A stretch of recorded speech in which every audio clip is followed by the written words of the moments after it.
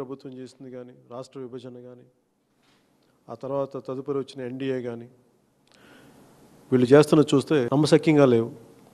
వాళ్ళే ప్రభుత్వాల్లో ఉండి వాళ్ళే విక్టిమ్స్లా మాట్లాడతారు. ఇలాంటిదే ఢిల్లీ ముఖ్యమంత్రిగా కేజ్రీవాల్ గారు ఉన్నప్పుడు ఆయన కేంద్ర ప్రభుత్వం కానీ అక్కడ లెఫ్టినెంట్ గవర్నర్ కానీ సహకారం ఇవ్వట్లేదు ప్రభుత్వం నడపడానికని ఆయన ప్రొటెస్ట్ చేసినప్పుడు ఆయన అందరూ అపహాస్యం చేశారు. అదే పరిస్థితి ప్రపంచంలోనే అత్యంత శక్తివంతమైన ప్రజాస్వామ్య దేశమైన భారతదేశానికి ప్రధానమంత్రిగా ఉండి ప్రధానమంత్రి గారే చాలా నిస్సహాయత స్థితిలో ఉన్నట్టుగా పార్లమెంట్ నన్ను నడపనివ్వనే పరిస్థితిలో వచ్చేసాం, మేము నన్ను ఎవరు నడపనివ్వట్లేదు, నన్ను విక్టిమ్ చేసేసారని చెప్పి ఆయన నిరసన చేయడం ఇది బేసిక్గా నమ్మశక్యంగా లేదు. ప్రజలు ఆయన ఎన్నుకున్నదే చాలా బలమైన వ్యక్తి అని, ప్రజల పక్షాన్ని నిలబడే వ్యక్తి అని చెప్పి నాతో పాటు అందరం ఆయన వెంట నడిచాం. అవిశ్వాస తీర్మానానికి నిజంగా చర్చకి కానీ వచ్చిండుంటే 1-2 రోజుల్లో చాలా నిజాలు వచ్చాయి.